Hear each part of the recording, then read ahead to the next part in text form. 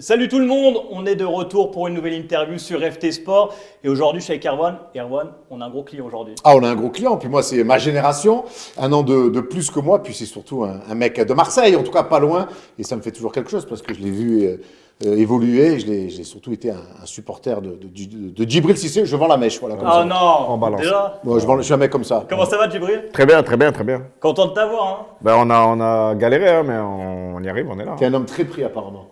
Non, c'est que je suis pas souvent là. Et quand je suis là, j'ai beaucoup de choses à faire. Mais là, C'est ce qu'on appelle donc un homme très pris. Pris du jeudi au dimanche. Ah ouais, avec ta nouvelle activité maintenant t'es Ouais. DJ aussi, ça aide pas hein. Le week-end. Le week-end uniquement. Sinon, les autres jours, c'est OCR, l'équipe, bien sûr, et un peu de musique, ouais. Mais on est très heureux de t'avoir. Nous, on s'est croisés sur les plateaux de l'équipe de Greg. Normalement, quand on se voit, je t'envoie quelques bastos. J'aime Là, ça bien. va être un peu plus sérieux, ça va être un peu plus spécial, mais je suis content. D'ailleurs, toi, tu es un mec qui n'est pas du tout susceptible. Ah, Ça pas du tout. s'est bossé avec la carrière ou tu l'as jamais été? Non, je suis bon délire, je suis conscient de mes qualités et de mes défauts aussi. Je ris de mes défauts, je suis fier de mes qualités. Et c'est comme ça que je vois la vie en tout cas. Tant que c'est bon enfant et que c'est pour rire et pour détendre l'atmosphère comme tu le fais, c'est avec plaisir. Bon, bah, tant mieux. Ça devrait être ça aujourd'hui. Hein, normalement. Ah, bah, Je vais pas aller trop loin, j'espère. Bon, aujourd'hui, on va revenir sur ta carrière, Ouais. évidemment, de Auxerre jusqu'à la fin. On va parler surtout de ballon, parce qu'on a envie de t'entendre parler de tes adversaires de l'époque, un peu de ton ressenti. Et j'ai envie de commencer par ça d'ailleurs. Toi, tu as commencé ta carrière en 99 99, premier match, ouais, 20 mars. 99, tu l'as terminé en 2015. Ouais. Ouais, avec Bastia, tu as fait 11 clubs. Ouais. Quel regard tu as sur cette carrière, finalement, qui avait commencé très très fort, et puis après, tu as enchaîné les clubs. Quel regard tu as sur cette carrière? Je suis fier de ce que j'ai fait. Pas mal de titres, pas mal de la Ligue des Champions, donc un titre majeur. Après, on peut toujours faire mieux. J'aurais peut-être pu être un joueur avec un peu plus d'impact. Après, je me suis blessé 2 fois, donc j'ai perdu 2 fois 6 mois qui auraient pu faire changer les choses parce que je venais d'arriver. La première, je venais d'arriver à Liverpool, donc voilà, ça aurait pu faire la première saison, très belle saison à Liverpool parce que ça avait bien commencé. Et la deuxième, c'est juste avant la Coupe du Monde. Pourquoi pas, j'aurais pu marquer ce but en finale qui nous aurait donné la coupe. On ne saura jamais, mais c'est vrai que ça aurait pu être mieux. Mais je suis quand même très fier de ce que j'ai fait. Ces deux blessures, elles ont vraiment changé le cours de ta carrière, tu penses?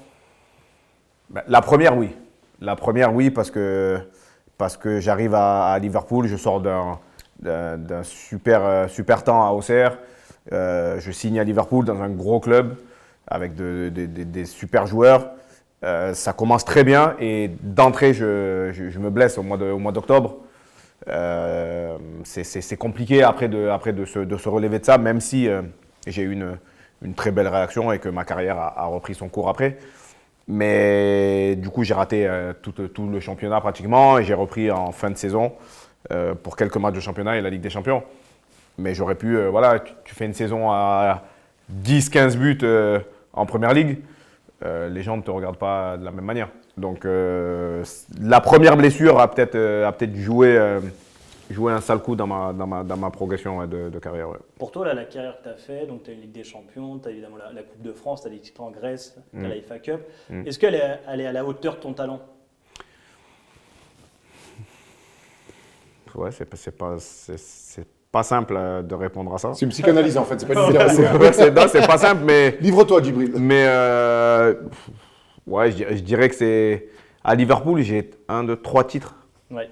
en 2 saisons, voire 1 saison et demie. Je pense que c'est pas mal. C'est pas mal et ça serait compliqué de faire mieux. Mais voilà, on aurait pu rajouter à ça. J'ai raté une finale quand j'étais blessé. J'ai raté une finale de Coupe du Monde. On aurait pu rajouter ça au palmarès. Ça aurait pu être mieux, mais encore une fois, je suis content. On est là parce que tu annonces aussi ton jubilé, le 27 mai, où il y aura plein de stars. Tu peux nous en parler un peu? Il y aura Pierre Boubi aussi, hein, tranquille sur les stars. Quoi. Qui a marqué Auxerre, hein, s'il nous regarde. Le mec, la buvette. Et en plus, je le cite, hein, c'est lui qui m'a dit ça. Il y aura qui à ce jubilé? Du beau monde. Déjà, cette idée-là, elle part d'une discussion de limite de bar entre Marc Lass et moi. On est assis sur le canapé de... Marc Lass, qui est le rédacteur en chef de l'équipe. Voilà, de l'équipe. On est en haut, on regarde. J'attendais pour mon émission, on discute. Ouais, j'ai l'idée de ça. Ouais, vas-y, viens, on le fait. Boum. Et aujourd'hui, un an après, on le prépare pour de vrai. En joueur, il y a Thierry Henry, il y a Didier Drogba, il y a Claude Makelele, il y a Robert Pires. Il y a beaucoup de gens que j'ai croisés dans ma carrière et que j'ai apprécié, que ça s'est bien passé. D'autres que je n'ai pas côtoyés, mais que j'admire et que je respecte beaucoup.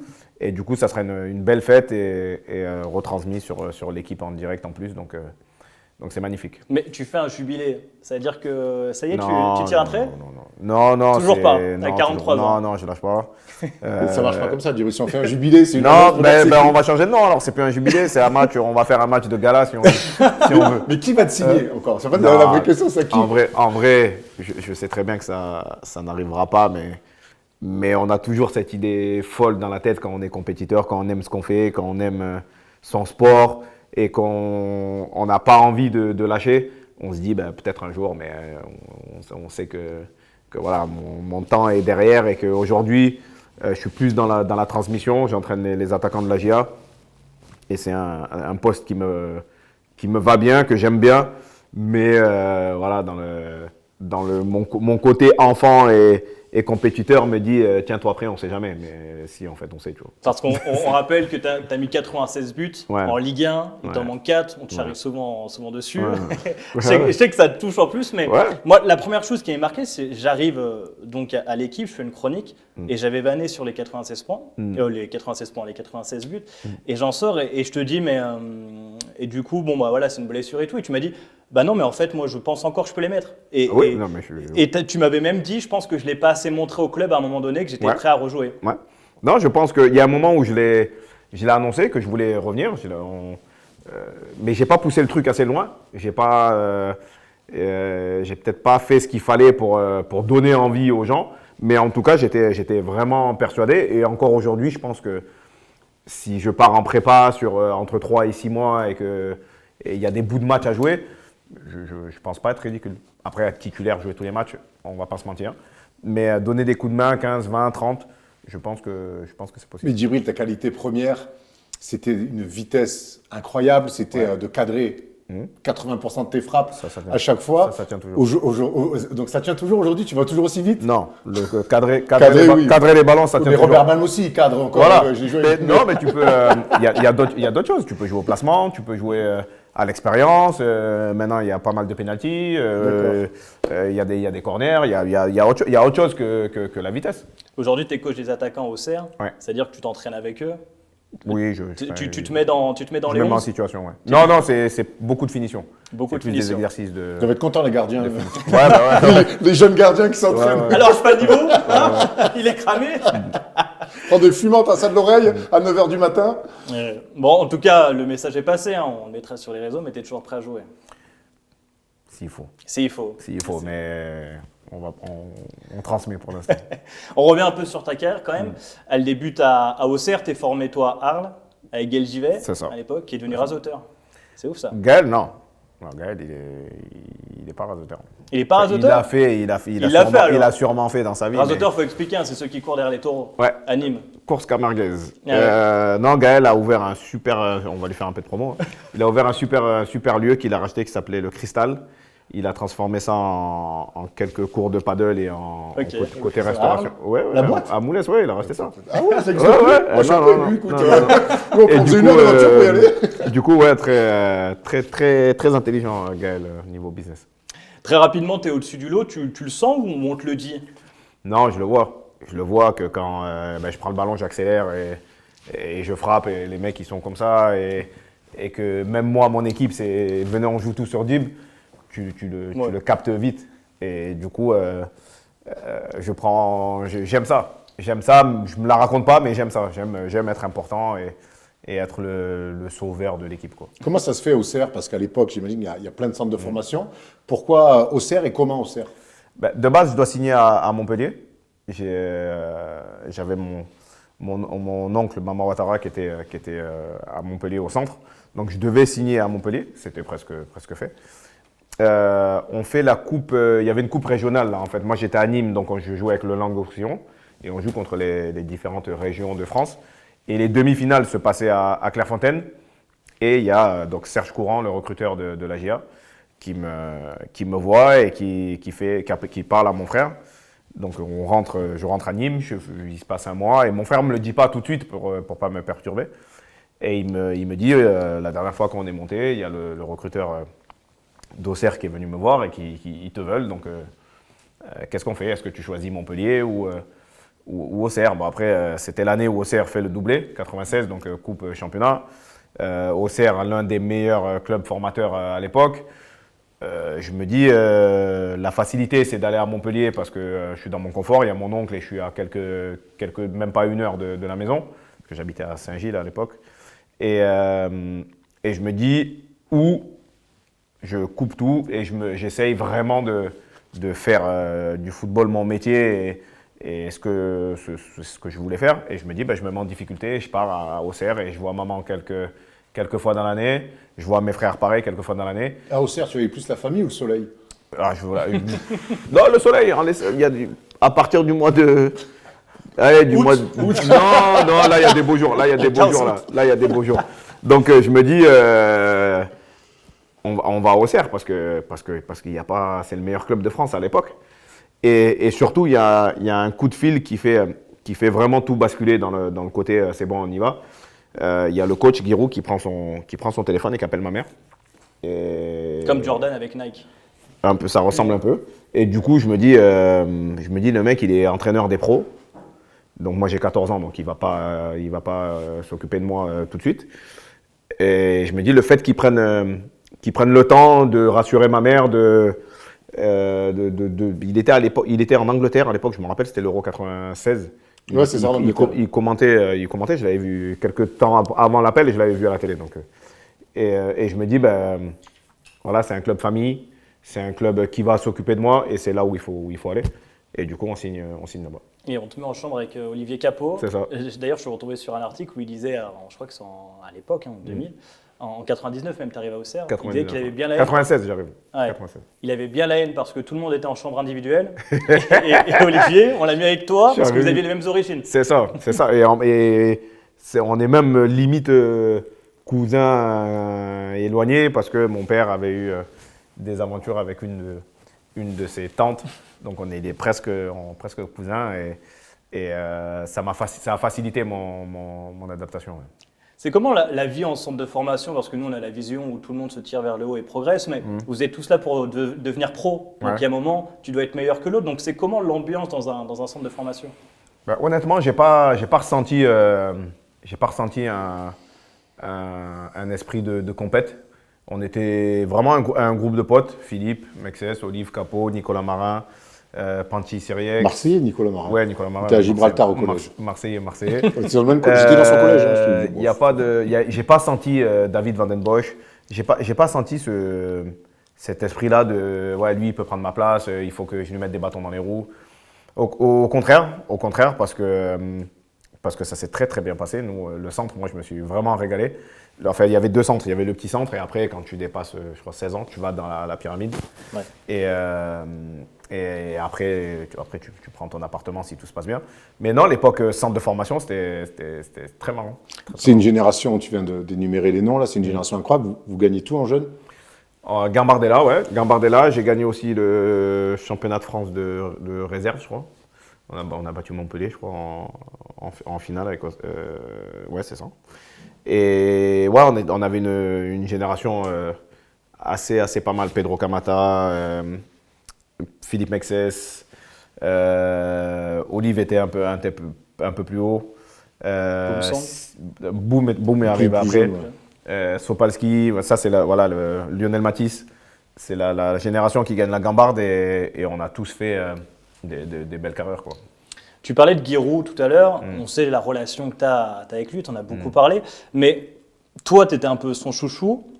Comment il était avec les autres? Il devait être dur quand même, Giroud. En vrai, il était dur avec tout le monde, en façade. Il en rendait fou ou pas? Non, il était pas. Il était dur, mais juste. Ok. Voilà, c'est quand il y avait quelque chose qui allait pas, on savait qu'il allait pas, mais il était un peu plus dur que la moyenne. Des fois, il n'y avait pas besoin d'être aussi dur, on comprenait qu'on avait merdé, tu vois. Mais en vrai, oui, il avait Olivier Capot, il aimait bien, moi il m'aimait bien. Après, il aimait tout le monde comme ses enfants. Après, voilà, il y avait peut-être un peu de préférence d'un côté ou d'un autre. Comment on fait le mur quand on est à la GIA, jeune pro, tout ça et tout? On sait que Giroud, il y avait cette légende où il surveillait beaucoup, il regardait les péages pour vous éviter d'aller à Paris. Tout ça. Comment on fait le mur sans se faire prendre à l'époque? Honnêtement, faire le mur, moi, je ne l'ai jamais fait. Après, je suis sorti quand j'avais mon appart. Mais faire le mur de la pyramide, Compliqué. ouais, c'est comme ça. Prison break. c'est bien pensé, C'est une pyramide. Hein. Donc, ah ouais, non, à moins d'être Iron Man et d'avoir des ustensiles de ouf qui marchent sur les murs pentus comme ça. Non, moi, j'ai jamais fait, mais oui, il y avait des légendes, les légendes Boli, les légendes comme quoi il attachait les mobylettes des gens. Ouais, c'est des trucs que j'ai entendus, mais que j'ai pas vu de mes yeux. Tu fais tes débuts en 99 Ouais. face au PSG de Bernard Lama à l'époque. Parlons un peu de cette relation quand tu viens d'Arles, que tu joues contre le PSG. On sait que tu Ouais. gagnes la Coupe de France en 2003. Tu mets un ciseau, je crois que c'est en 2001. C'est comment de jouer contre le PSG quand tu es Marseillais dans le cœur? C'est une rivalité déjà, tu as envie de le jouer.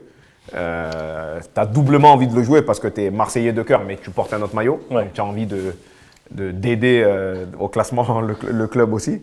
Et quand ça marque et quand ça marche, c'est encore plus jouissif parce que après tu te régales d'appeler tes potes. Ouais, t'as vu ce que j'ai fait. Ouais. Et non, c'est un vrai kiff. Tu aurais pu jouer au PSG dans ta carrière? J'ai eu des contacts avec Claude Makelele à l'époque quand il était dans le staff, mais non, sans manquer de respect à personne. Mon cœur est marseillais. Il y a des choses que j'aurais pas pu faire, et ça, ça faisait pas partie. Après, les Parisiens diront, de toute façon, on te voulait pas. Mais Ça dépend à quelle année. Hein. Ouais, ça Je pense dépend qu'en à quelle 2002, année. Je pense qu'en 2002, il n'y a personne qui redit non, non. Mais non, c'était pas possible pour moi. À l'époque, on doit débarquer, cheveux blonds, Predator blanche. Ouais. Il y a une envie de se faire remarquer direct? Non, je Même suis pas. comme ça. Non, mais je suis arrivé à 14 ans, j'avais des nattes blondes jusqu'à là.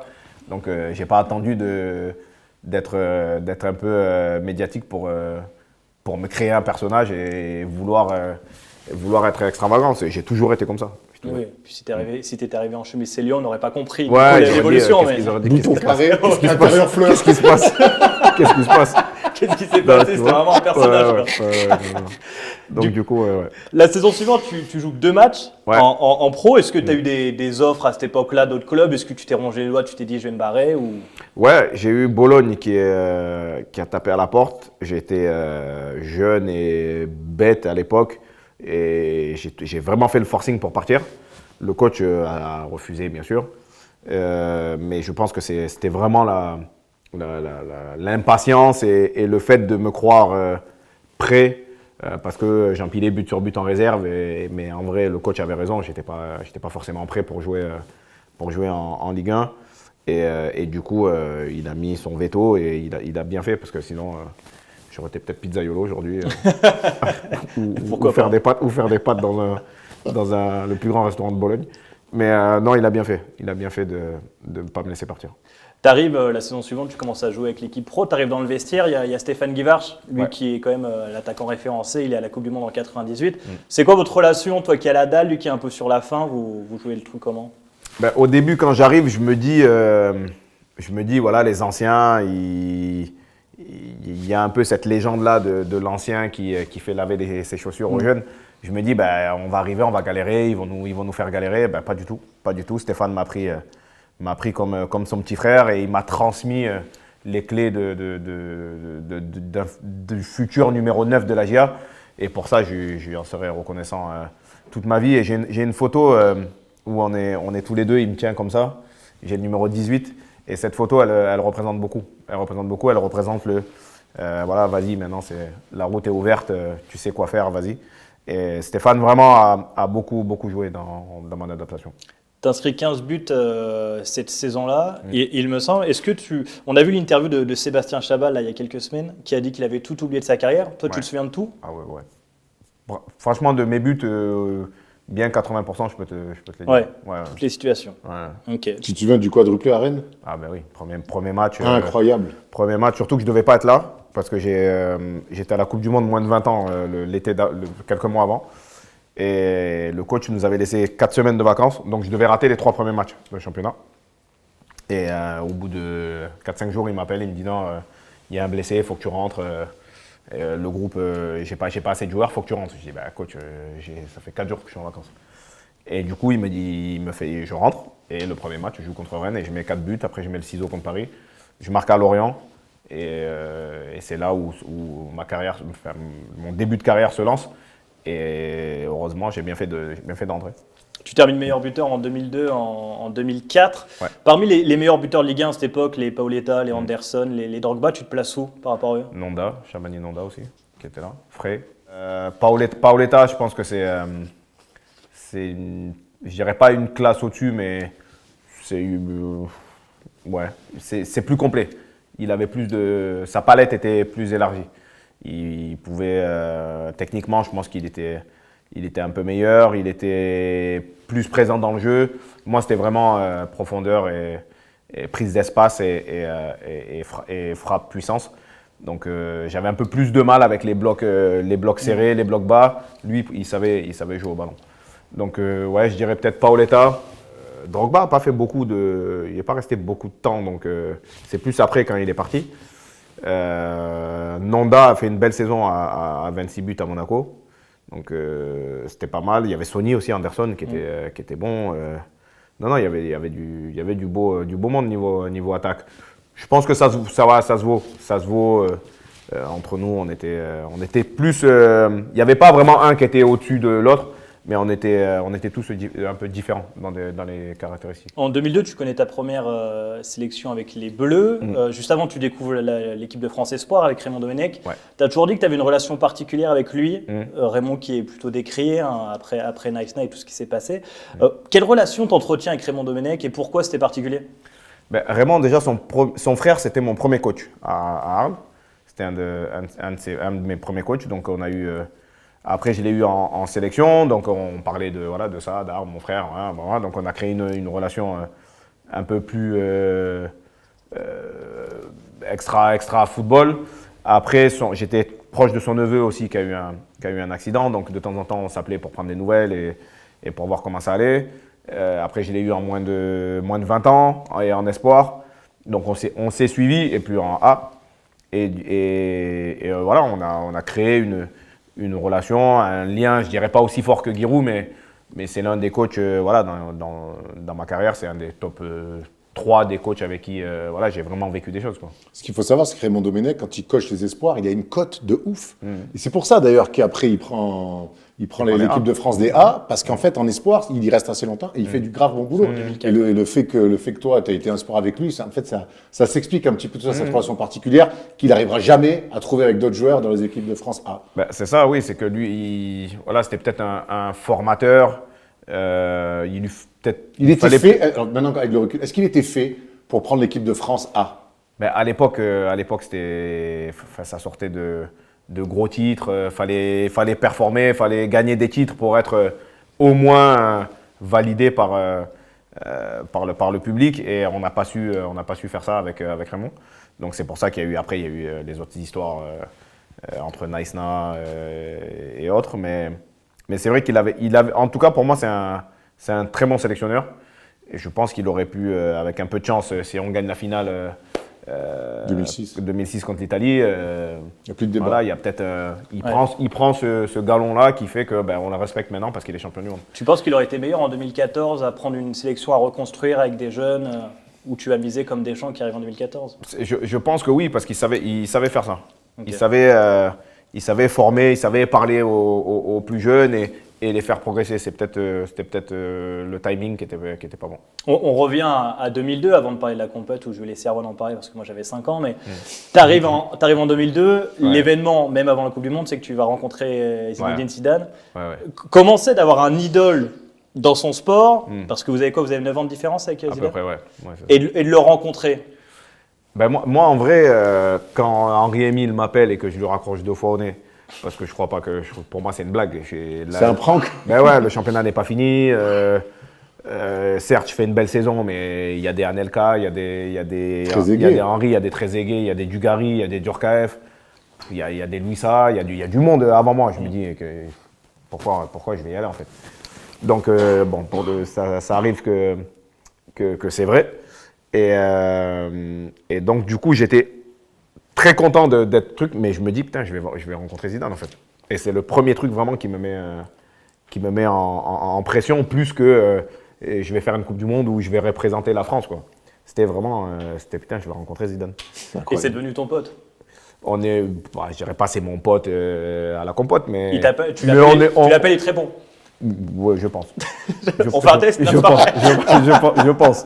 Mais en tout cas, je suis fier d'être dans les 43 personnes qui suivent sur Instagram. Ah oui.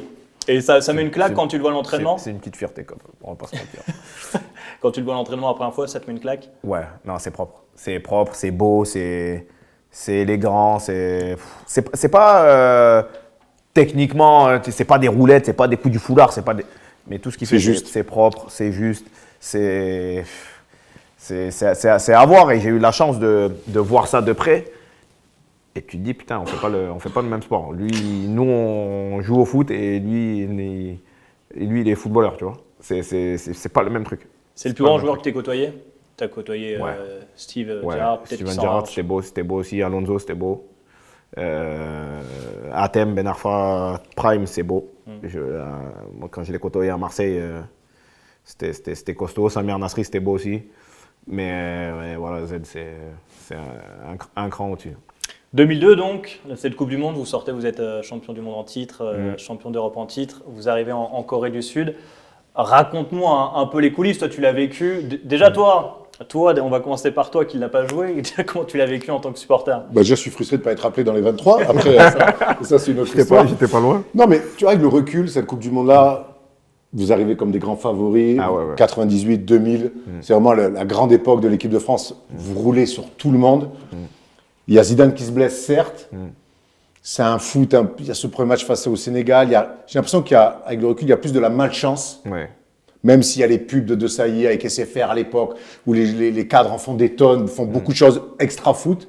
Mais avec le recul, je me dis que 2002, c'est juste les planètes qui ne sont pas alignées. Ouais, je pense qu'il y a eu plein de choses qui ont fait que c'était pas.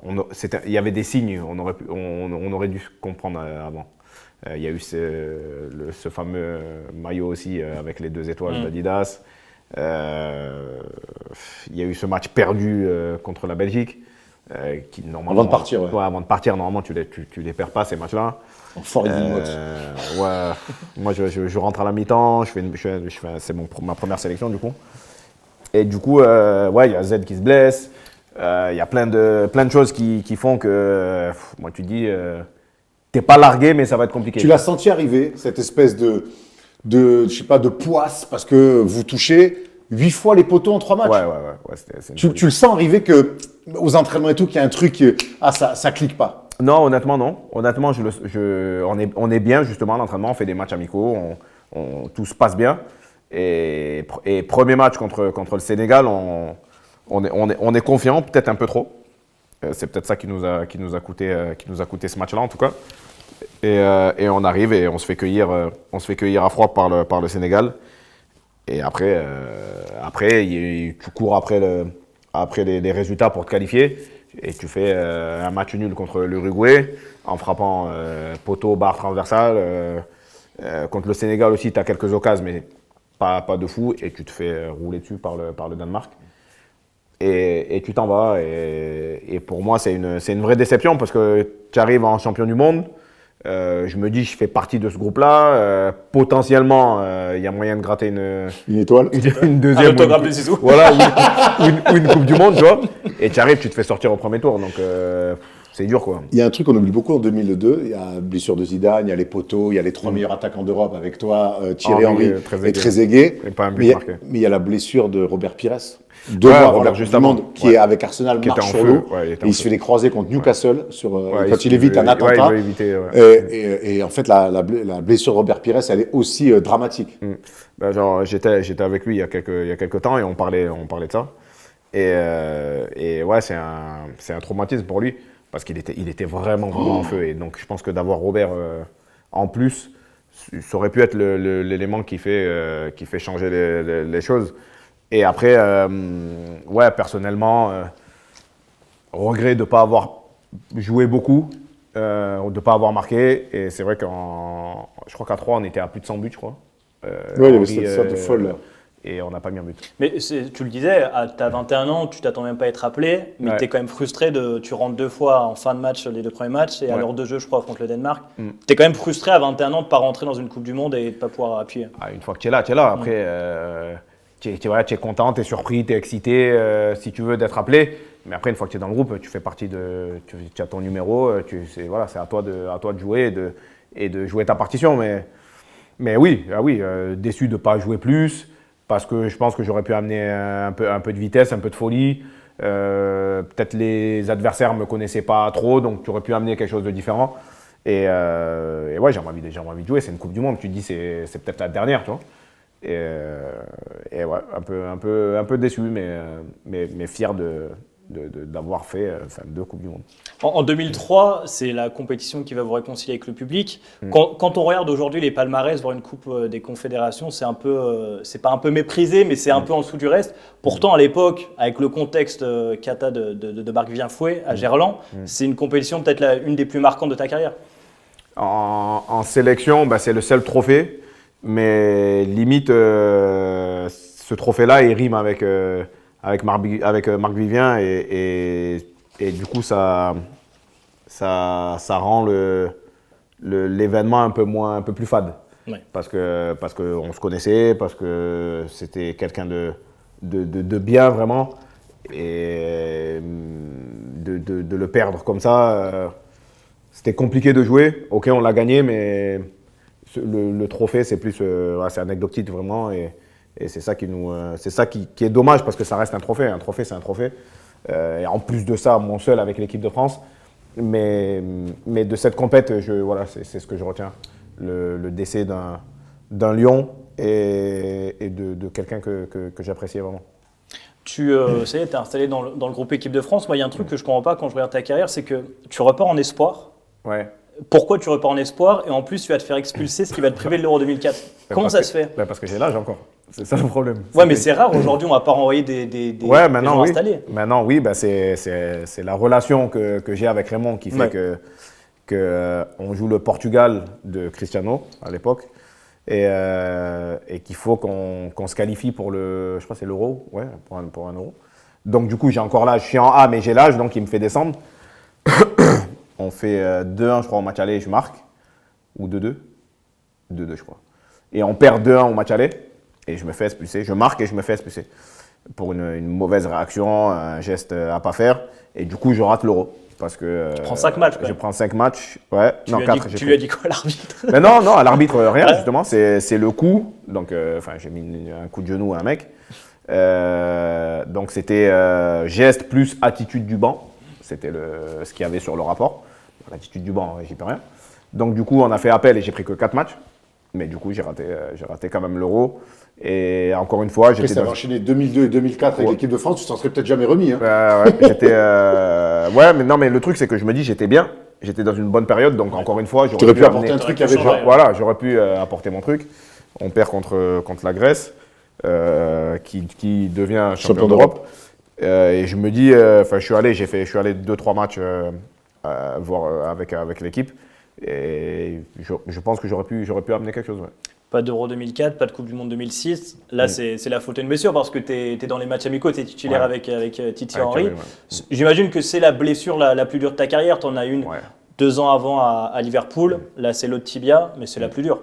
Ouais, dans tous les sens du terme.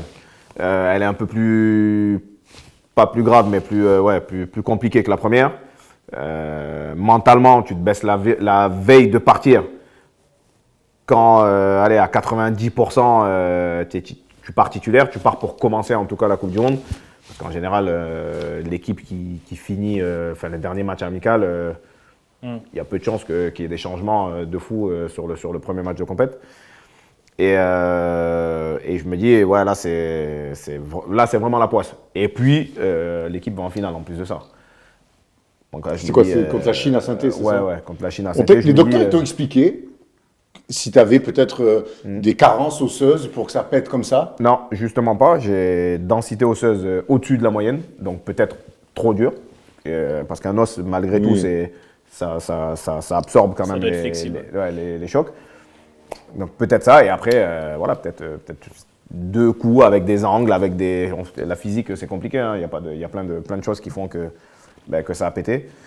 Et la seule chose un peu positive, c'est que je savais vers quoi j'allais. On part 3 mois en réduc, on réapprend à marcher, on réapprend à courir, on remuscle, on part en réathlétisation et on reprend. Donc ça, voilà, le chemin était tracé. J'ai eu les mêmes doc, même physio, même kiné, même endroit, même hôtel, Bouloris, pendant 3 mois. Et voilà, au moins je savais ça déjà.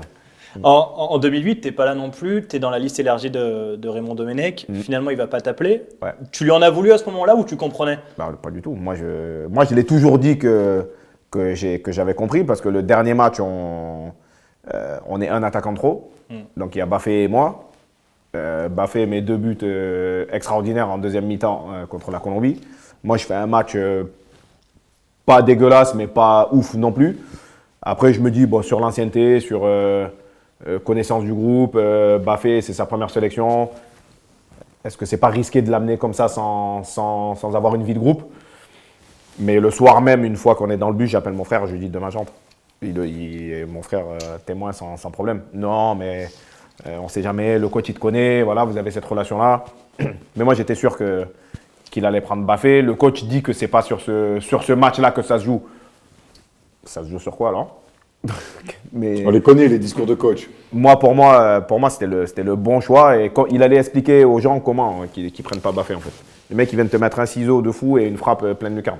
Ce qui est marrant quand tu racontes tout ça, l'acceptation des choix, des trucs assez compliqués et tout, c'est qu'on avait l'image de toi un peu, les cheveux, le style de jeu, les à côté, un peu de star. En fait, quand tu nous racontes ça, t'es un gars qui a jamais fait d'histoire avec des coachs, qui n'a jamais monté au créneau, qui n'a jamais fait qui a jamais eu le bordel dans des vestiaires. Je pense que vous avez fait des recherches, vous êtes documenté avant de faire l'interview. T'as pas trouvé de. Y a pas trouvé Alors, on a une vidéo, un peu à charge. Jamais eu de. Moi, j'ai jamais eu de prise de gueule avec un coach parce qu'il m'a jamais fait jouer, parce qu'il m'a pas fait jouer ou parce que. Okay. J'avais mon caractère, j'étais râleur sur le terrain. J'étais très, très râleur même. Mais je respectais les décisions et j'essayais de faire tourner les choses, de faire regretter le coach plutôt que de gueuler et de faire des problèmes. Non, j'ai pas cette réputation-là en tout cas. Ce qui est ouf, c'est que tu arrives en 2002, première Coupe du Monde, première grande compétition, tu as 57 matchs en pro. La deuxième que tu as jouée, c'est en 2010 à Naïsna. Ta carrière, elle va vite, mais dans les deux sens, elle va vite parce que tu vas très vite haut. Mais quand tu regardes et que tu te dis, je suis passé de 2002 à 2010, tu as dû te dire, waouh, c'est passé très vite. Ouais, il y a eu un enchaînement. Après, il y a eu le carton rouge entre les deux. Et même 2010, c'était pas programmé. Parce que je suis en Grèce. Je fais une très très grosse saison. Je marque, je crois, 50 buts ou 40 buts en une saison. Et du coup, je force un peu le destin parce que Raymond, encore une fois, on se retrouve. Et Raymond, un buteur, c'est un buteur. Voilà, que tu marques, on a vu avec Gignac, que tu marques au Mexique, en Grèce ou en Italie ou en Angleterre, allez, tu auras peut-être un peu plus de crédit si tu mets 20 buts en Première Ligue. Mais dans son esprit, un buteur, c'est un buteur. Et s'il marque en Grèce, il sait où est le but. Et il m'a toujours dit, on a toujours eu ce discours-là avec lui. Et du coup, je fais la Coupe du Monde 2010. En 2010, on va s'arrêter. Tu en as beaucoup parlé de Naïsna, mais c'est toujours intéressant d'avoir l'interne, surtout que maintenant qu'on comprend que tu étais proche de Raymond Domenech, comment toi tu l'as vécu, cette rébellion, tout ce qui s'est passé? Comment tu pouvais être placé? Parce que tu ne peux pas être contre le groupe, mais tu ne peux pas être contre ton sélectionneur. Donc, Non, mais après, ce qu'on a fait, c'était justement pas dans le sens où on veut le faire, c'est juste on veut montrer que la Fédé, vous avez merdé. Nico, certes, soi-disant, hein, a dit Qu'est-ce qu'il a dit? J'étais même pas là et moi j'en ai parlé avec lui. Et Nico, c'est quelqu'un que je respecte et que je connais assez bien pour savoir si c'est vrai ou pas. Donc pour moi, Ce qui est sorti, alors pas ce qu'a dit l'équipe, mais plus tard on a su que c'était va te faire foutre avec ton équipe de merde. Même ça, j'étais pas là. Ok. Donc moi, je suis 100%. T'es pas dans les vestiaires quand Non, ça pète? je m'échauffais moi. Ah J'étais- oui. J'étais sur le terrain T'es avec. pas là dans les vestiaires quand ça pète. Gignac, il y avait Gignac, il y avait Gourcuff, je crois. On était plusieurs à s'échauffer. Donc du coup, moi, je suis totalement derrière Nico. Mais voilà, le moment est pas bon. On joue l'Afrique du Sud. Il faut qu'on gagne avec 2 buts d'écart. Nico, on sait très bien que les 2 buts, il peut les mettre à lui seul. Réglez ça entre vous et voyez ça après la compète. Vous vous attrapez, bon Nico, il s'est passé ça, ou pas d'ailleurs, parce que comme encore une fois je dis, pour moi, il est assez honnête et je le crois. Et voilà, on n'est pas à 3 jours du match le plus important. Vous nous enlevez l'un des attaquants qui peut potentiellement nous faire la différence. Non. Donc nous on se dit, on n'est pas d'accord avec vous, donc on vous le montre comme ça. C'était pas on chie sur la France, on chie sur l'équipe de France, on fait ce qu'on veut, on est des petits cons, on est des caïds ou des je sais pas quoi que j'ai entendu là, et on fait ce qu'on veut. Non, on veut juste montrer qu'on n'est pas d'accord et que justement on a envie de se qualifier et d'aller plus loin. Mais on a besoin de tout le monde, donc on a besoin de Nico. Au sortir du match, quand il se passe ça, t'es pas dans le vestiaire mais t'es à Echo, tu te dis que ça va aller aussi loin? Honnêtement, moi je rentre à la fin du match. Ça parle même pas de ça parce qu'on est tellement on est abattu et ça prend la douche, on rentre dans le bus. Ça parle que ouais, c'était chaud entre le coach et tout, mais rien de fou quoi. Enfin pas à la hauteur de la une du journal. Et c'est le lendemain où on dit ouais putain apparemment c'était chaud dans le vestiaire et tout. Moi j'ai mon frère qui m'appelle. Et c'est là où j'apprends vraiment qu'il y a eu un truc, quoi, parce que c'était pas, même nous entre nous, c'était pas du tout à la hauteur de ce qu'on a entendu, quoi. Est-ce que tu sens que ça a eu un impact sur ton image dans ta carrière, toi Non. Non, ça n'a rien changé? Franchement, je pense que si tu prends 10 personnes dans la rue, tu leur demandes, ils savent même pas que j'étais là, je pense. Non, ils pensent qu'il y a Benzema, souvent. Non mais C'est fou, hein. c'est vrai, il y a un truc. Nasri, pareil. Nasri, ouais, C'est un qui truc de était fou. pas là. Moi, je m'en sors bien. Aussi, on peut dire Tu vois, ça comme ça, parce que j'ai pas souvent, j'ai ceux pas été attaché, qu'on a pointé du doigt à l'époque, je me souviens, c'est Patrice Evra, Toulalan. Franck Ribéry, Toulalan. C'est Gourcuff aussi. ouais, Gourcuff. Mais on dit qu'il y avait un clan aussi dans cette équipe-là, un petit peu, que les gens étaient beaucoup sur le dos de Gourcuff. Ça, c'est ça.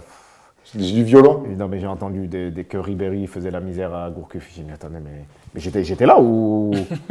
À quel moment j'ai entendu, il y avait une gifle ou je sais pas quoi, non? Ouais, bah vraiment le bizutage de collège, quoi, du 3e avec le 6e. C'est quoi ces conneries? C'est fou. Hein. Après, ils ont le droit de. C'est pas ma tasse de thé, mais de là à dire Franck qui faisait la misère à Johan, il faisait ci, il faisait ça, j'ai arrêté. J'ai dit, attendez, on n'est pas au collège, hein, comme tu dis, j'ai arrêté. Et puis il y a un coach, il l'aurait vu, non? Mais Erwan, tu vois, il disait tout à l'heure, en 2002, est-ce que tu l'as senti venir? 2010, tu le sens venir? Que ça peut péter ou pas du tout? Pas du tout. Pas du tout. Non, pas du tout, parce que battre l'Afrique, sans manquer de respect, encore une fois, à l'Afrique du Sud, battre l'Afrique du Sud avec 2 buts d'écart avec ce qu'on a, on se dit c'est jouable. Tu marques vite, allez, tu enchaînes, c'est bon, c'est possible. Donc non, jusqu'à la fin du match, où on se dit, bon, là on va rentrer à la maison, on se dit, on va le faire. Et on y croit. Les là, c'est insupportable, non? Même pas. Nous, à regarder, c'est insupportable à jouer. Franchement, c'est pas ça qui. C'est pas ça. Non, je me doute. C'est pas les là. C'est pas à cause de ça qu'on a raté notre Coupe du Monde, tu vois. C'est quoi la pire expérience, 2002 ou 2010? 2002, je suis nouveau, je suis dans l'excitation, donc je me dis, bon, allez, c'est la fin d'un cycle. Mais 2010, ça fait mal. 2010, ça fait mal parce que ça fait 2 ou 3 ans que je ne suis pas en équipe de France. Je fais tout ce qu'il faut pour revenir. Je suis vraiment en bonne forme, même si les gens ils disaient ouais mais t'étais qu'en Grèce. Ouais, mais sauf que la Roma on les a pliés. On a fait des gros matchs en Coupe d'Europe et on a plié des grandes équipes. J'étais bien mentalement, j'étais bien physiquement et ça se termine comme ça. Donc 2010, très blessant. Ta carrière en bleu, si tu devais la résumer en un mot, ce serait quoi? C'est de la frustration? Unfinished business. Un truc, voilà, tu as un rendez-vous, mais ça va pas au bout. Tu vois, tu sais que voilà, vous étiez là, ça vous plaisait, tout, mais ça va pas au bout. Donc, ouais. On en revient au club, on ferme le chapitre équipe de France. Quand tu arrives à Liverpool, c'est en quelle année déjà 2004 2004. 2004, tu es meilleur buteur, tu arrives à Liverpool. Quand on va voir la suite de ta carrière, en fait, il est à ton pic. C'est là où tu es le meilleur dans ta carrière, c'est en 2004. Ouais, c'est. Allez, je dirais de 2002, parce que de début d'Auxerre, ouais, jusqu'à.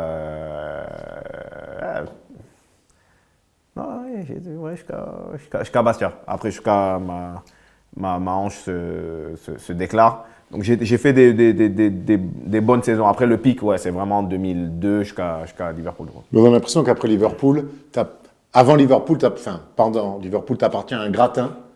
Et qu'après Liverpool, tu n'es plus dans ce premier panier.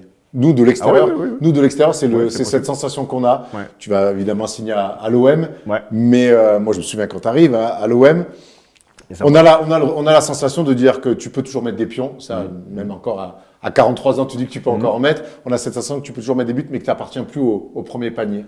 C'est après ma deuxième blessure. Hein. Ouais, je sais, non, mais c'est pas un reproche. Moi, je pense que c'est ça qui. On en parlait tout à l'heure. Je pense qu'avec les blessures, j'aurais eu une autre envergure.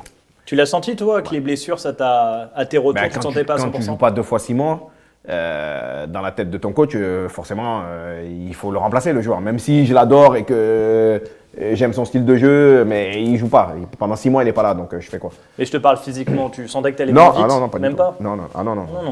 Ben non, après, à l'OM, j'allais toujours vite. Pourtant, je me suis blessé la première.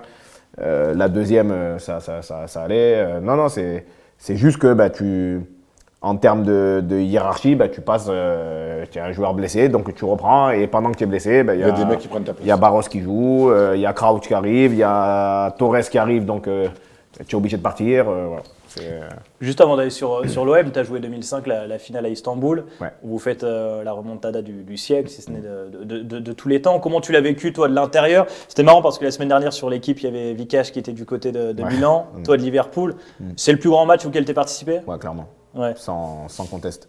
Et ouais, non, nous, on n'était pas programmés, encore une fois, pour être en finale de Ligue des Champions.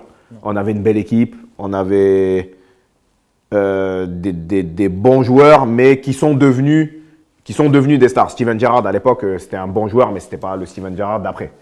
Donc, on s'est construit entre nous. Xabi Alonso, pareil, il arrivait de Real Sociedad. C'était un bon joueur, mais moi, perso, quand il arrivait, je ne savais pas qui c'était. Luis Garcia, Sami Hyypiä, voilà, Smither, c'était des mecs de club, des bons soldats, mais Chelsea, Drogba, Malouda, Terry, Sech, Ashley Cole, Balak, ils avaient une équipe de fous. En demi-finale, on passe, mais on ne sait toujours pas comment on a fait. On n'était pas du tout la meilleure équipe, on n'était pas l'équipe qui devait la gagner de base. Ouais.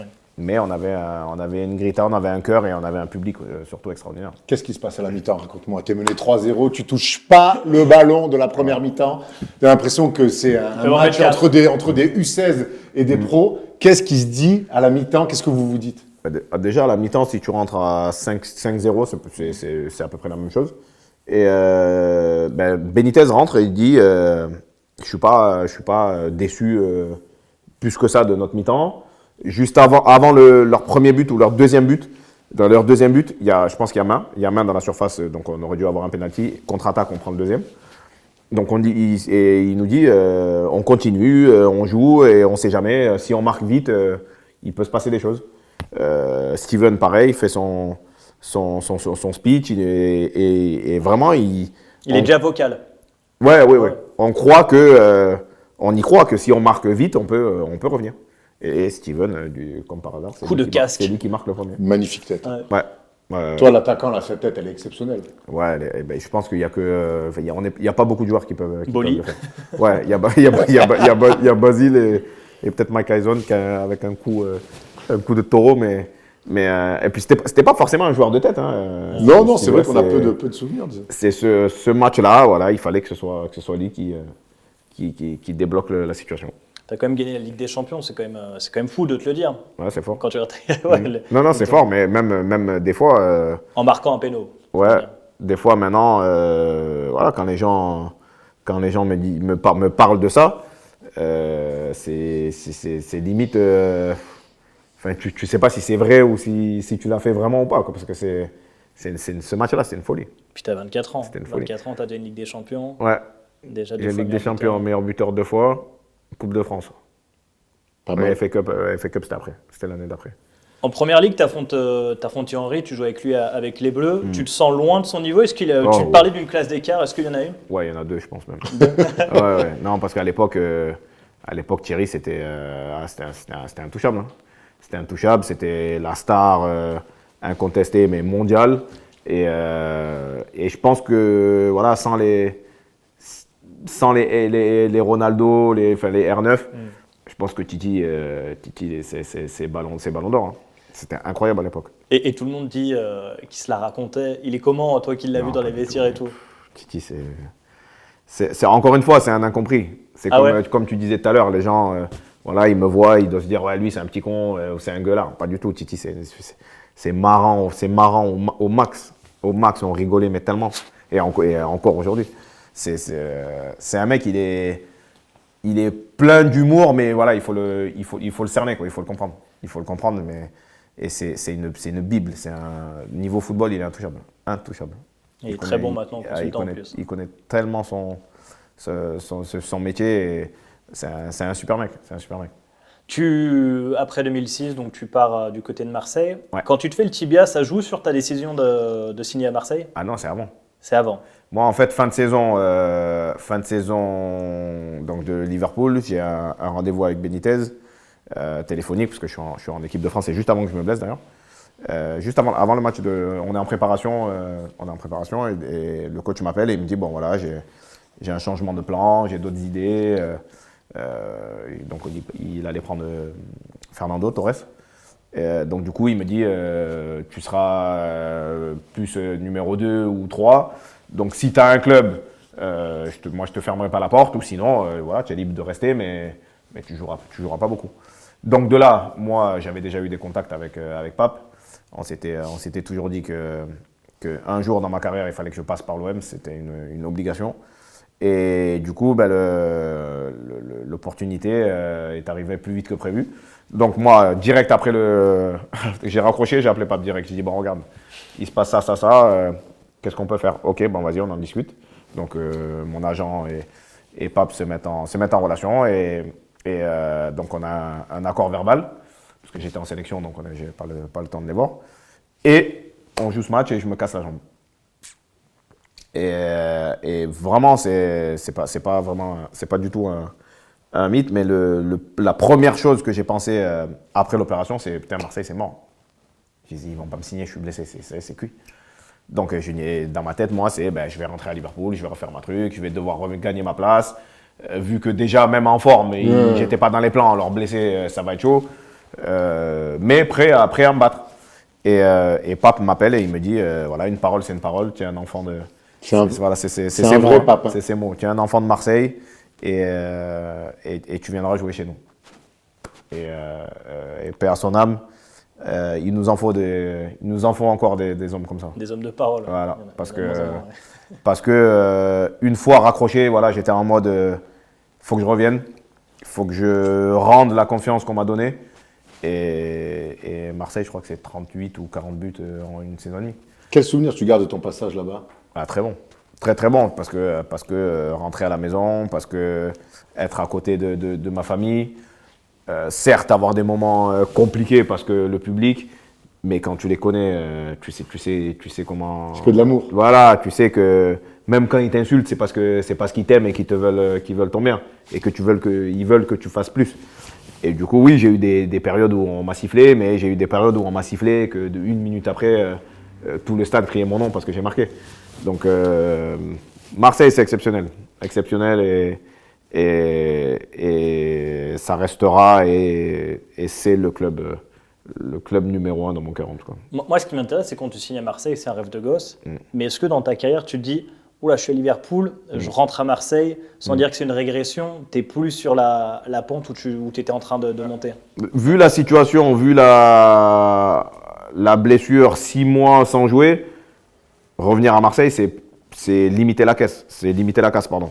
C'est voir que tu t'en sors bien. Ouais. Parce que c'est où tu reviens à Liverpool et tu joues pas, et tu finis en D2 anglaise. Non, signer à Marseille, c'était vraiment une très très très bonne chose pour moi. Vraiment. J'ai revu une vidéo, une altercation avec le supporter, c'était un Marseillais. La fameuse. C'était incroyable, ça. La fameuse où Où tu lui dis à de tort, hein. se te sert, quoi. À tort, non, je lui dis, je le traite de gros, c'est ça, Ouais. ouais. Non, c'est regrettable, c'est une phrase que j'aurais pas dû dire, mais ce qu'il faut savoir, c'est que la vidéo, elle dure Ouais. à peu près 1 minute, mais c'est que le mec, il est dans mon oreille pendant au moins 10 minutes. Donc on sort de l'ascenseur, on sort de l'aéroport C'est où? à Porto. Donc le mec, moi je suis avec Eric Guéret, on parle, et le mec, il est à côté de moi, et pendant au moins 10 minutes, il m'insulte. Mais il est là. Ouais, demain, hein, on va te péter, ouais, non, t'es nul, non. Mais pendant au moins 10 minutes. En français? Non, ouais, français, ils étaient 2. Donc il me suit, je monte dans le bus, je m'assois, et le mec, il est là, il se met devant le bus, et il me parle encore. Et il m'insulte, j'ai dit, non, là, c'est trop.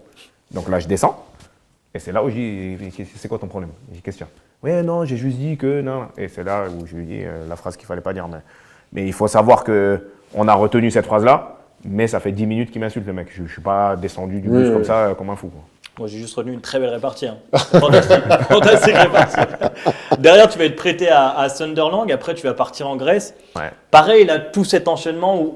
Comment vient la décision de signer en Grèce? Tu as 28 ans quand tu signes en Grèce? Ouais. Non, un peu moins. C'est en 2009. Ouais, tu as 28 ans. Ouais, c'est ça. T'es comment dans ta tête au moment de partir en Grèce? De base, moi, je suis à Marseille, donc je suis prêt. Je fais une très belle fin de saison. Ouais. Match amicaux, super bien. Début de saison, les 2-3 premiers matchs, je ne joue pas. Donc, je ne comprends pas pourquoi. J'ai pas trop C'est qui coach là? Eric Guéret. Ça s'est très bien passé avec lui déjà la saison où on se qualifie pour la Ligue des Champions. Donc, je ne comprends pas. J'ai un discours de Pape qui me dit « T'es mon avant-centre, tu vas jouer ». Et le coach qui ne me fait pas jouer. Donc, je me dis, il y a un moment donné, donc une fois, un match, 2 matchs, 3 matchs. Et au bout du 4e match, on reçoit Auxerre. Et je me dis, bon, contre mon ancien club, il ne va pas me faire ça. Et du coup, il me met remplaçant et il me fait rentrer 2 minutes, je crois. Et là, voilà, là, je me suis dit, et il y avait Mamad qui était replacé dans l'axe. Donc, je me dis, ça va être compliqué. Je ne me sens pas d'être sur le banc. Et il y avait Roy Keane qui n'arrêtait pas d'appeler mon agent qui me voulait à Sunderland. Et je me dis, bon, viens, on va changer d'air un peu, ça reste la première ligue. Il y avait une belle équipe, Malbranc, Chigonda, Elhaj Diouf, Andy Reid. On s'est maintenu d'ailleurs, je crois que j'ai mis 8 ou 10 buts en première ligue avec Sunderland. Et du coup, je me dis, bon, on va changer d'air et on reviendra plus tard. Donc du coup, c'est pour ça que je pars à Sunderland. Tu pars à Sunderland, après tu pars en Grèce, tu fais une grosse saison. Ouais. Quand tu fais une grosse saison en Grèce, tu te dis à un moment, ok, en fait j'ai le niveau pour rejouer dans un club de première ligue, dans un club de Ligue 1 qui vise un peu plus que le maintien? En fait, moi de base, je dois revenir à Marseille parce que je suis prêté. Donc j'ai Didier Deschamps qui était coach à l'époque au téléphone. On discute, puis finalement je décide de partir. J'ai le Pana qui joue la Ligue des Champions, qui est pas négligeable, qui me présente leur projet. Donc il y a Gilberto Silva, il y a Karogounis, il y a Sébastien Leto qui doit arriver. Il y a une équipe vraiment pas mal avec 3 ou 4 champions d'Europe. Et ça joue la Ligue des Champions. Donc je me dis, on va voir. De base, c'était quand je décide d'aller visiter le stade, j'arrive, il y a 4000 personnes à l'aéroport. Et il me dit, compliqué là, de leur dire finalement non. Donc j'y vais, je passe quelques jours. Je sens qu'il va se passer un truc ici. Et du coup, je décide de signer. Mais c'est, j'ai pas envie de dire la meilleure décision, mais presque de ma carrière. Mais on a eu Evan Fournier, nous, qui est parti à l'Olympiakos. Mais même, on a Mathias Le Sort qui joue au Pana aussi pour le basket. Pour le basket, c'est vrai que là-bas, il y a une ferveur. C'est le même président, basket et foot? Non, basket et foot, c'est… Là, maintenant, je pense que c'est le… Non, c'est deux différents. Et à l'époque aussi, c'était deux différents. Ok. Quand tu joues en Grèce, tu te sens en dehors des radars ou pas par rapport aux autres attaquants français? Au début, je me dis, tu prends un risque. Tu prends un risque parce que c'est la Grèce, mais il y a la Ligue des Champions. Donc je me dis, tu joues le Barça. On avait le Barça dans le groupe. On avait la Roma, je crois. Parce qu'on les élimine. Non, le Roma, c'était l'année d'après. C'était en Europa League. Bon, en tout cas, on joue le Barça. Et je me dis, bon, tu vas être vu parce que tu joues la Ligue des Champions. Donc c'est pour ça que je me dis, il y a un truc à tenter. Plus je vais marquer quelques buts en championnat. L'un dans l'autre, ça peut faire l'affaire. Et finalement, je me trompe pas. Tu fais la Lazio derrière, tu fais QPR. C'est marrant, QPR, tu as vu la vidéo de Wayne Rooney aujourd'hui? Ouais. Avec ses fans, où il dit qu'encore aujourd'hui, il y avait toi sur le terrain qui célébrait avec Nasri, il y avait Joey Barton qui était formé à City, White Phillips qui était formé à City, et que vous avez un peu faussé le résultat sur le but d'Aguero. Mon fils me l'a envoyé tout à l'heure. Ah. Mon fils me l'a envoyé ce matin. Ouais, il dit qu'il y avait Cissé sur le terrain. Voilà. Mais encore une fois, j'arrive pas à comprendre comment on peut penser qu'on a donné le match. Enfin, il n'aurait pas marqué comme ça à la dernière seconde. Comme ça, allez, on aurait dit, allez, vas-y, laisse-le passer, tu lui envoies un 2 pieds en avant, un penalty. Mais on peut pas, comme ils ont marqué. Vraie frappe en plus. Ouais. C'est pas possible. Comment tu veux donner un but comme ça? Certes, Joey, il a pris un rouge, d'accord. Moi, ça lui appartient, ça. Ouais, moi, les gens, ils ont pas compris en fait. Ils ont pas compris que Samir, c'est mon petit frère. C'est mon petit frère. Et on est tous les deux, on joue quelque chose. Donc lui, il est champion et moi, je suis sauvé. Mais ça ne veut pas dire que j'y ai donné le match. Ça veut dire que c'est mon petit frère. Je ne suis pas allé célébrer avec Balotelli, que je connais. C'est Samir, c'est mon petit frère. On vivait ensemble à Marseille. Enfin, il dormait chez moi, on était tout le temps ensemble. Donc c'est mon petit frère qui devient champion. Donc je suis content. Et puis ça a duré 1 seconde le truc. Hein. Mais il est passé. Il y a une photo. Je suis passé, il est passé, il était à côté. Je suis pas allé, j'ai pas traversé tout le terrain pour aller le chercher. Aller dans le jacuzzi avec City, c'était un peu trop, non? Tu vois ce que je veux dire? Ouais, dis, bah attends, la photo avec tu tiens la coupe. Soulever le trophée, ça fait abusé beaucoup quand même. Abusé quand même. Non, il passe à côté, je l'attrape, point. Ouais. Je m'en vais. Sauf qu'il y a une photo là. Et le Manchester is Blue, c'était un peu trop aussi. Mais franchement, il exagère, Rooney, de penser des trucs comme ça. Il a besoin d'avoir un peu de lumière. Il l'a là. Ah ouais, il en a gagné d'autres. Je pense qu'un jour, s'il me voit, il va me le dire. Il vient au jubilé? C'est pas prévu. Ah, c'est pas prévu. C'est pas prévu. Bon, non, ce matin, je l'ai vu la vidéo. Je dis, ah ouais, c'est fou quand même. Derrière, tu vas faire Krasnodar qui joue l'Europa League. Tu vas finir à Bastia. Tu prends ta retraite en 2015. À l'époque, c'est quoi? C'est que t'as mal? Ouais, c'est ma hanche ne veut plus. Est-ce qu'avec du recul, et toi à 43 ans qui as encore envie de marquer 4 buts, est-ce que tu n'as pas pris ta retraite un peu tôt? Je pouvais pas, je pouvais plus. Tu pouvais plus? Non, physiquement, c'était impossible. C'était impossible. Je pouvais monter dans la voiture. Ah ouais. Monter les escaliers. C'était la manche, ouais. Porter mon fils, impossible. Ah non, c'est pas que on connaît l'amour et ce que j'ai pour le football, je ne pouvais pas. Impossible. Après, je me suis fait poser la prothèse. Et j'ai rejoué. J'ai rejoué sur une prothèse, donc là, c'est pas question d'amour ou de volonté là. Non, c'était impossible. Impossible pour moi de jouer. Et donc tu arrêtes en 2015. La décision, elle est évidente parce que tu peux plus bouger. Ah ouais, non, c'est impossible. Ouais, c'est une évidence. Pourquoi non, on a essayé des infiltrations comme ça que tu dois faire une dans l'année. J'en faisais des 4 pour essayer un truc qui devait marcher pendant 3 mois. Au bout d'une semaine, il n'y avait plus rien. Non, c'était impossible. On a fait le tour un peu de ta carrière. Sacré tour. Hein. Sacré tour, une belle carrière. J'ai envie, juste pour qu'on termine, on va un peu aller sur le foot moderne. Toi, ton avis sur le foot d'aujourd'hui, toi qui as connu pour certains le prime du foot, c'est-à-dire les années 2000 avec des personnages, avec peut-être les meilleurs neufs de l'histoire. Quand tu vois le foot en 2025, c'est quoi déjà ton avis dessus? C'est différent. Il y a des aspects où c'est mieux, il y a des aspects où je préférais mon football. Mais en tout cas, c'est le football moderne, il faut s'adapter. Il y a des nouvelles règles, des nouvelles façons de jouer au foot. Il n'y a pas, tout ne me plaît pas, mais en tout cas, En tout cas, il y a encore des très beaux joueurs de ballon. Mais il n'y a plus de personnages. C'est vrai. Et comment ça se fait? C'est vrai que je me suis jamais trop posé la question. C'est vrai que des Balotelli, des Taribo West à Et l'époque. même des Totti. Ouais, voilà, des Totti, des Pirlo, Nesta, des trucs des comme ça, Rooney, ouais. ça, Ouais, il y c'est a vrai plus, que ça. des fous comme Joey Barton, mais aujourd'hui, il fallait Ah, il pourrait pas jouer. tous les matchs, il est suspendu. Mais encore une fois, dans la vie de tous les jours, c'est un super mec. C'est fou la différence qu'il y a entre le joueur de foot et le mec. Le mec, moi, j'ai jamais eu un problème avec lui. Jamais. Au contraire. C'était un mec, je m'entendais très bien avec lui. Mais sur le terrain, quand il y avait un câble qui touchait l'autre. Est-ce que tu as la sensation, on a parlé de ta carrière, tu as fait des parcours, tu es monté très vite, très haut, il y a eu ces blessures qui t'ont envoyé dans des clubs un peu exotiques, comme on aime à dire. Moi, j'ai quand même l'impression qu'on est de la même génération, que tu as marqué en fait. Tous les mecs de cette génération-là, tout le monde se souvient de toi. Parce que tu allais vite, parce que tu as mis des buts incroyables. Et tu ressens ça, toi, que sur ton passage, avec des hauts, des bas, que tu as marqué quand même tous les gens qui ont suivi le foot de 2000 à 2015?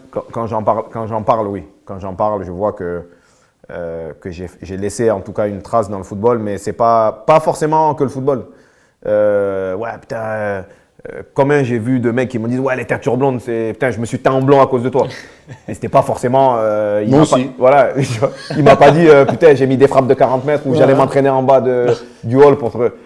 C'est une culture, vraiment niveau. Voilà, Mais on parlait des personnages des années 2000, tu en faisais partie. Clairement, pour nous, en tout cas, clairement. du prisme français, tu en faisais partie. Ouais, clairement. Après, il y a eu, plein de gars différents, mais c'est vrai que niveau, j'ai ramené un peu aussi la mode dans le football. Les chaussures de couleur, les coupes, les tatouages, voilà, on a ramené. Toi et Benoît Pedretti, vous avez fait ça. Il se présente dans le jubilé. Ah, mais voilà, on l'embrasse. Il tient la buvette. Nous, on l'adore passer par l'OL. Super joueur. On va pas tout lui enlever quand même.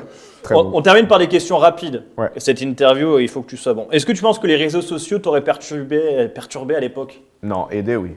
Aidé? Ouais. Ah ouais? Ouais. Même dans les moments durs? Ouais. Ah, ok. Ouais. Tu as joué avec beaucoup de numéro 9. Enfin, tu en as côtoyé beaucoup. Thierry Henry, Shevchenko, R9, Drogba, Ibra, Eto'o. Tu te places où par rapport à ces joueurs? T'es si loin que ça? Ouais, en dessous quand même. En dessous. En dessous, ouais. Le joueur moderne avec qui tu aurais rêvé de jouer?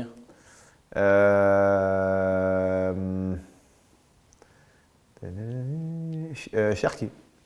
Ah ouais? Ouais, je pense qu'il m'aurait Il régalé. t'aurait mis des galettes. Hein. Ouais. Est-ce que tu remplaces ta Ligue des Champions 2005 par une titularisation à la Coupe du Monde 2006 jusqu'en finale? Sans savoir ce qui va se passer en finale? Ah, j'ai pas envie de... Ouah. Sans savoir. Allez, Allez, sans savoir. Ça se réfléchit. Ça se réfléchit parce que tu te dis tu peux être champion du monde, donc ça se réfléchit. Quand tu étais jeune, le Real te voulait, c'est Zizou qui te l'a dit. Ouais. Donc tu étais un peu un aussi gros crack que Mbappé du coup. Peut-être niveau stats et niveau... niveau stats peut-être. Après, c'est un autre football. Lui, il a d'autres qualités en plus de ce que j'avais. Mais ouais, pour moi, c'est là où je réalise que j'étais quand même un peu... j'avais les pieds sur terre parce que signé au Real Madrid, voilà, tout le monde aurait dit oui. Mais Raoul, Van Nistelrooy, R9, Rubinho, Morientes. Tu joues, enfin même tu t'entraînes où? Mais c'est Capo qui disait, La Casia. Capo disait dans une interview que toi tu avais un plan de carrière, lui il improvisait. Très jeune, tu as eu un plan de carrière? Moi déjà j'avais un agent à 15 ans. Donc à 15 ans, je travaillais avec mon agent. J'avais mon frère qui s'occupait aussi, qui a eu une carrière, qui a joué à Nîmes avec Cantona entre autres, qui a été international ivoirien. Donc j'avais déjà, voilà, on savait les étapes. Et après au Auxerre, on avait tous les clubs, Milan, Barça, on a eu tous les clubs. Mais on s'est dit, il y a des étapes. Et l'étape Liverpool, paix à son âme, Gérard Rouillet, a fait beaucoup pour que je vienne. Ils avaient une bonne relation avec le coach, avec Giroud, c'était familial, c'était un club où il y avait pas mal de Français. Donc je pense que l'étape suivante était la bonne. Et d'ailleurs, on ne s'est pas trompé parce qu'on a gagné la Ligue des Champions après. Hors Zidane, qui t'a le plus choqué sur un terrain? Steven Gerrard. Avec qui j'ai joué? Moi, même, Même contre en face, ouais. Ouais, Messi alors. Messi, ouais. Ouais, Messi quand je le joue. Cristiano aussi, mais le jour où je jouais Messi à Barça, j'ai dit non, lui c'est autre chose. Si tu devais prendre la carrière d'un mec, JPP, Jean-Pierre Papin, parce que mon idole et parce que Ballon d'Or et ouais, Jean-Pierre Papin. il y a le but d'un autre joueur que tu aurais rêvé de marquer? Ouais, Basile quand même, 93. Ok. T'as une question peut-être? Non, pas plus, je me suis régalé. En tout cas, il y a eu beaucoup d'émotions parce que c'est une génération qui me parle Ouais. beaucoup et tu as raison, tu as une très très bonne mémoire. Ah oui, non, je me rappelle de beaucoup de choses, même les choses qui fâchent et qui blessent. Ça fait partie de mon histoire. Il faut assumer les choses. Quand on parlait de la phrase tout à l'heure qu'il fallait pas dire, avec le recul, voilà, je me dis que j'aurais pas dû réagir comme ça. Pendant 10 minutes, j'ai tenu, donc j'aurais dû tenir 2 minutes de plus. Mais voilà, ça fait partie de mon histoire, ça fait partie de mon vécu. Et c'est à moi de faire que, au moins qu'à mes enfants, que ça leur arrive pas ça. Si quelqu'un vous mange la tête pendant 10 minutes, mets ton casque. Tu pourras leur montrer l'interview quand même, Voilà. en entier évidemment, pour qu'ils Et voilà, encore une fois, il faut savoir se maîtriser. On finira les l'OM quand même. Toujours. Même aller au CER aussi quand même. Allez, ouais, c'est vrai quand même. Merci Djibril. Voilà, Une merci, les super gars. interview, merci de ton temps. Merci. Et puis voilà, c'était une super interview. Il y en a d'autres qui arriveront sur FT Sport et on a pris beaucoup de plaisir. Ah oui, beaucoup. Et j'espère que vous vous êtes autant régalés que nous. Allez, ciao.